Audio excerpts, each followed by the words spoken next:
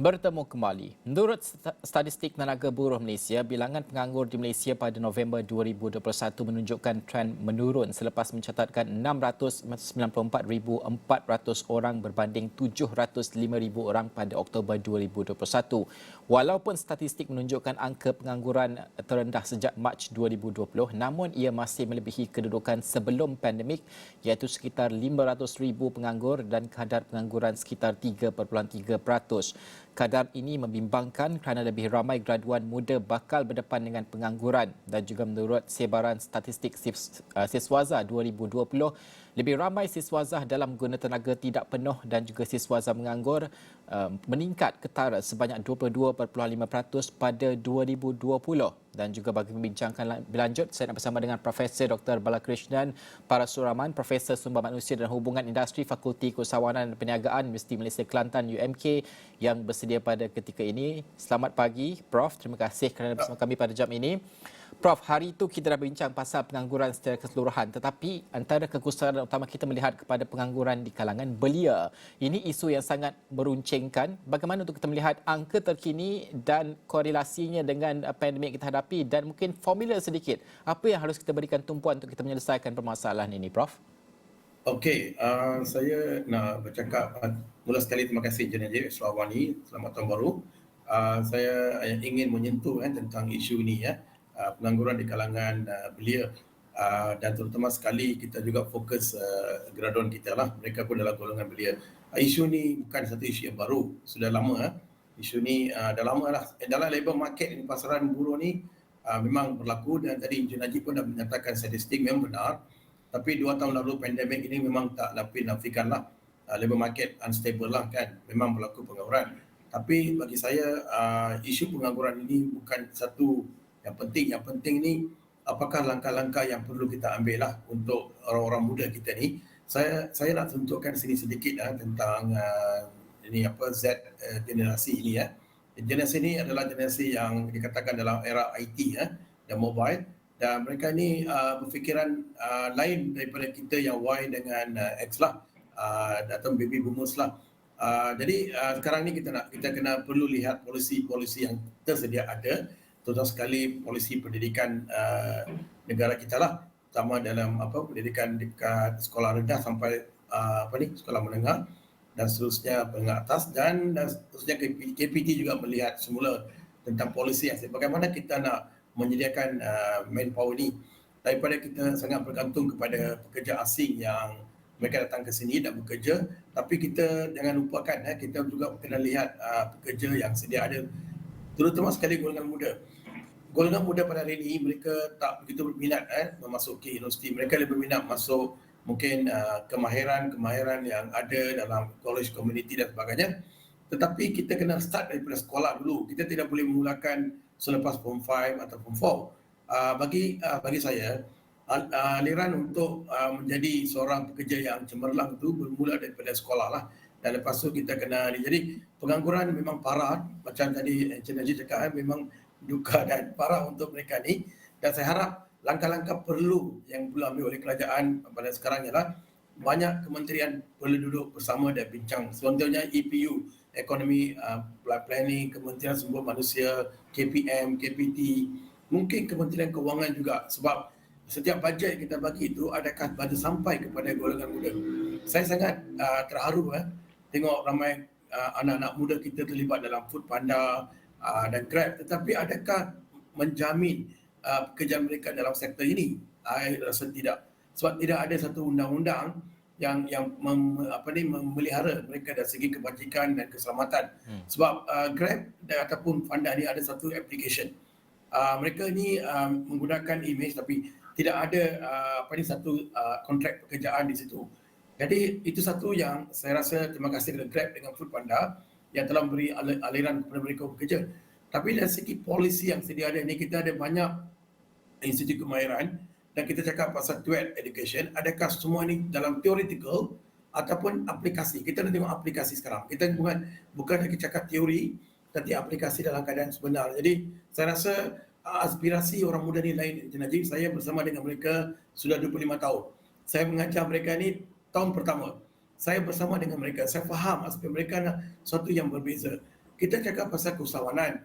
Tapi bagaimana mereka jadi usahawan sekalian mereka tidak tahu apa tu maksud keusahawan itu sendiri. Jadi beberapa isu-isu yang saya rasa polisi-polisi yang ada perlu dirombak. Jangan rombak 2 tahun sekali selalu kena update. Dan kita lihat balik kepada negara Korea, Japan, negara-negara Norway, Germany, Spain dan sebagainya. Mereka ni telah ke arah menyediakan peluang-peluang pekerjaan daripada pelbagai lapisan. Jadi bagi pandangan saya, first kena memahami aspirasi orang muda. Actually what they want actually. Jadi Z ini dia tak mau kerja dalam satu masa tetap Dia Najib 8 hingga 5 dia tak suka. Dia nak kerja flexibility. Dia nak cuba satu. Jadi motivasi ini perlu diberikan kepada mereka. Jadi sekolah memainkan peranan penting sebelum mereka ke universiti. Jadi saya berpendapat macam ni, Dia Najib. Saya rasa ada beberapa sektor-sektor di Universiti Malaysia Kelantan. Kami adalah universiti keusahawanan dan kami dapat pengiktirafan terbaik di Malaysia dan juga di dunia. Apa yang perlu saya sendiri perlu buat sekarang ialah contohnya kita tempatkan mereka di koperasi-koperasi yang sedia ada. Koperasi ada lebih kurang 4 atau 5 ribu. Kita letakkan mereka di situ dan kita bagi KPI dan mereka boleh jadi seorang cemerlang. Ataupun kita mulakan dalam kampus. Apa yang saya mula sekarang ialah, Encik Najib, saya createkan banyak certification program dengan pihak industri dan sebagainya. Jadi saya meningkatkan CV mereka sebelum dalam kampus dan lepas mereka keluar nanti industri tidak ada masalah. Jadi sekarang ini kita jangan melihat ataupun kita blame satu sama lain. Kita tak payah tuduh menuduh, tak payah. Tidak ada isu on that. Isu sekarang ialah adakah kita duduk dalam satu meja bincang. Universiti dia ada buat benda yang lain, mengajar dan kita menyediakan ini. Industri pula dia menyediakan peluang pekerjaan. Jadi lepas tu polisi kerajaan pula yang perlu ada selari dengan kedua-dua ni. Jadi apabila kita faham aspirasi orang muda ni, mudah untuk kita menggerakkan mereka dalam pelbagai bidang yang mereka suka. Kita jangan paksa mereka bidang-bidang tentu. Saya bagi tahu parents, ibu bapa tolong ambil perhatian serius. Ibu bapa pada hari ini jangan lagi biar anak-anak kita pilih sendiri apa yang mereka suka. Kalau tidak, ini akan beri impak besar kepada diri mereka, kejayaan mereka dan sebagainya. Kerana kalau ibu bapa start mengawal mereka punya kejayaan masa depan, ini memberi sangat, dan juga lecturers dan academician also. Kita hanya jadi facilitator, mentor, tapi yang jadi pengangguran memang berlaku. Itu tak nafikan. Bukan saja isu di sini nanti worldwide. Isu ini worldwide. Jadi solusinya apa? Saya cakap tadi kan, koperasi satu solusi. Lepas tu kita create certification program dalam kampus, di mana kita bawa pakar-pakar. Saya dah mula dalam kelas genetik. Saya bawa pakar-pakar HR, saya bawa pakar-pakar ini berbincang dan berdamping dengan pihak student kita. Dan saya beritahu Najib, student kita memang hebat. Saya tak nafikan mereka ini diberi peluang. Ada beberapa student saya diberi peluang untuk buat suatu empower dengan orang dan mereka boleh come out the best result. Jadi kenapa kita tak buat demikian? Kenapa kita melihat isu ni dalam holistik bagi saya lah. Jadi setiap orang yang dilantik dan even dalam pemimpin negara kita pun kena faham mereka, kena bersama dengan mereka.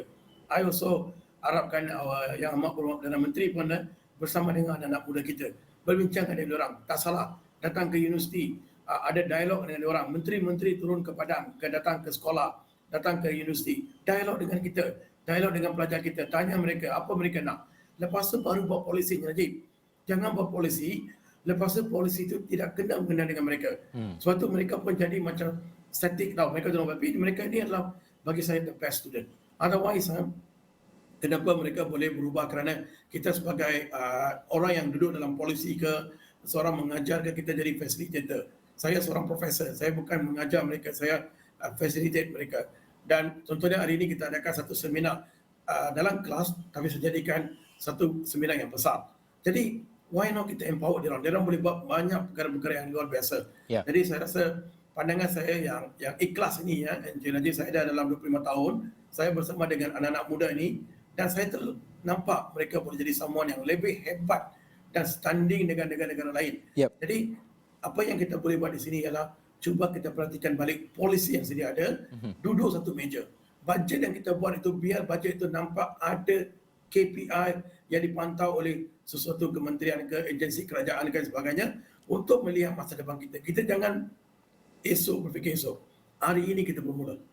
Itu saya punya pandangan ikhlas dan tulus daripada saya, Encik Najib. Prof, kita berbaki 3 minit lagi, Prof. Ada kalanya kita melihat itu adalah untuk belia-belia ataupun graduan kita yang masih lagi menganggur, belum mendapat peluang pekerjaan dan sebagainya. Namun ada juga yang mendapat pekerjaan namun di bawah potensi mereka. Kadang-kadang mereka melihat bahawa don't settle for less kalau keadaan semasa walaupun ekonomi mencabar pada ketika ini. Bagaimana ini juga harus diberikan tumpuan? Kerana jika mereka masuki di bawah potensi mereka, mungkin rasa terperangkap itu mengambil masa bertahun untuk mereka keluar dan sebagainya, Prof. Okey, saya nak cakap sedikit. Saya dalam era kerajaan yang baru ni saya tengok macam contohnya kan HRD Corp mereka telah mengambil langkah yang drastik dan mereka telah tubuhkan satu agensi National Human Center dan saya harap Datuk Syahul, Datuk Arif, mereka ni telah menjemput kami industri, mereka telah berfikir macam mana HRD Corp ni boleh jadi one center for training, not only from the industry, the senior manager, also middle and also graduan-graduan dan sebagainya. Jadi of course mereka ni, saya kata mereka ni akan bekerja, tapi kalau mereka nampak environment kerja tu tak begitu sesuai, mereka keluar labor market. Itu yang berlaku dalam labor market sekarang ini ya. Macam dulu mungkin Cik Najib tak tahulah golongan apa, saya tak Y ke ataupun ini yang mungkin Y ya. Cik Najib mungkin akan stay lama. Tapi Z ni tidak. Tapi Z akan tinggal lama sekiranya kita environment create mereka. Contohnya Cik Najib, kita kena create environment mereka, conducive environment. Okay, you can come 8 to 5, doesn't matter, but you have to produce the KPI. Jadi aspirasi mereka ni sangat penting lah. Jadi saya terima kasih kepada HRD Corp yang telah jadi badan yang baru, mereka tukar totally dan nampak mereka buat, tapi mesti kena buat. Jadi mereka pun ada banyak kursus free ya, Encik Najib. Mereka menawarkan kursus-kursus percuma yang ditawarkan online by artificial intelligence. Graduan-graduan kita, orang-orang muda kita boleh ikut itu program dan HRD Corp ni really untuk tolong. Jadi membantu mereka. Jadi saya rasa bangga juga. Saya pun duduk dalam mereka punya komiti dan kita melihat holistic approach. Jadi sebagai seorang pendidik, sebagai seorang mentor, sebagai ini saya harap kita jalan seiring dan sejalan. Jadi semua IPT ke sekolah, ibu guru-guru sendirinya kena berubah. Jadi guru bukan lagi mengajar, guru sebagai pembimbing untuk mereka masa depan kerjaya mereka.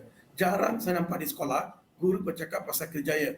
Mereka banyak letakkan di kaunseling, tetapi dalam kelas tak pernah mereka cakap subjek matter seperti sejarah, bahasa Melayu. Adakah bahasa Melayu itu ada kaitan dengan kerjaya? Yes, ada.